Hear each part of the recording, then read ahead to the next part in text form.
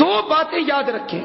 ایک یہ ہے کہ ہم نے اللہ کی ذات پہ توکل کرنا ہے کہ جو کچھ ہوگا اللہ کی طرف سے ہوگا. اللہ کی تقدیر پر ہمارا پورا ایمان ہو. ہر اچھی بری تقدیر کا فیصلہ میرے رب نے کرنا ہے اور رب کر چکا ہے فیصلے. اور اللہ کی ذات پہ بھروسہ اور توکل کرنا ہے. اور تیسری چیز دعائیں، مسنون دعائیں ہیں. اگر آپ وہ دعائیں پڑھ لینا تو انشاءاللہ اللہ تعالیٰ ضرور ہماری حفاظت فرمائیں گے. ایک حدیث میں مختصر دعا ہے. آپ علیہ الصلوۃ والسلام نے ارشاد فرمایا صبح کی نماز کے بعد، مغرب کی نماز کے بعد، بسم اللہ الذی لا یغر مع اسمہ شیء فی الارض ولا فی السماء وہو السمیع العلیم. یہ دعا 3 مرتبہ پڑھنی ہے.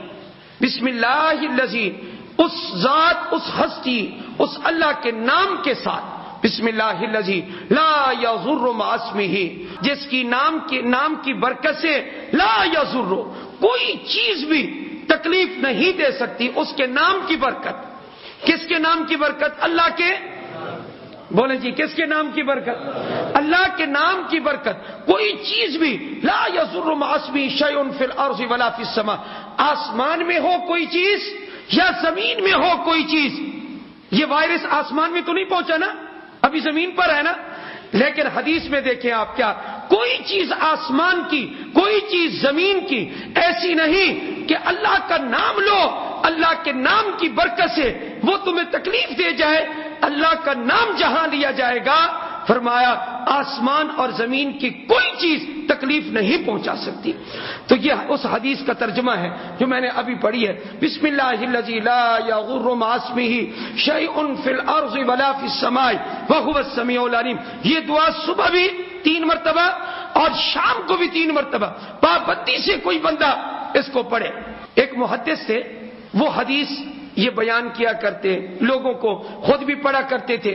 ایک دن ان کو بچھو نے کاٹ لیا تو لوگوں نے کہا آپ تو ہمیں کہتے تھے یہ فلانی دعا پڑھی جائے تو تکلیف نہیں ہوتی، آپ کو بچھو نے کاٹ لیا. فرمایا ہاں میں صحیح کہتا تھا، اللہ کے نبی کی حدیث بالکل سچ ہے، برحق ہے. یہ یاد رکھو کہ بچھو نے مجھے اس دن کاٹا ہے جس دن میں یہ دعا پڑھنا بھول گیا تھا. بچھو کو طاقت نہیں ہے کہ آ کر کاٹے. میں تو کہتا ہوں ہمیں ادھر قرآن و حدیث کی طرف آنا چاہیے. اس نعمت سے ہمیں محروم نہیں ہونا چاہیے، ہمیں اس سے فائدہ حاصل کرنا چاہیے. اور آج بھی ہمارا یقین ہے 3 مرتبہ یہ دعا صبح اور 3 مرتبہ شام کو جو بندہ پڑھے گا، اگر وہ کسی وائرس میں، یہ تو کرونا وائرس ہے، اگر وہ کسی بھی تکلیف میں مبتلا ہو جائے، آسمان اور زمین کی کوئی چیز اس کو تکلیف دے جائے، انشاءاللہ مجھے یقین ہے 100% اللہ اپنے نبی کی حدیث کی برکت سے محفوظ رکھے گا.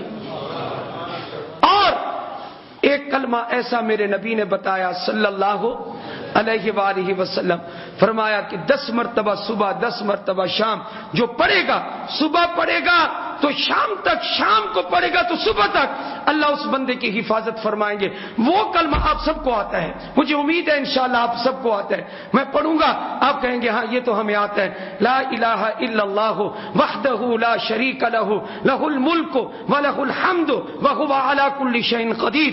یہ کلمہ تو سب کو آتا ہے نا. 10 مرتبہ صبح اور 10 مرتبہ شام آپ اس کو پڑھیں، آپ اس کو وظیفہ بنائیں.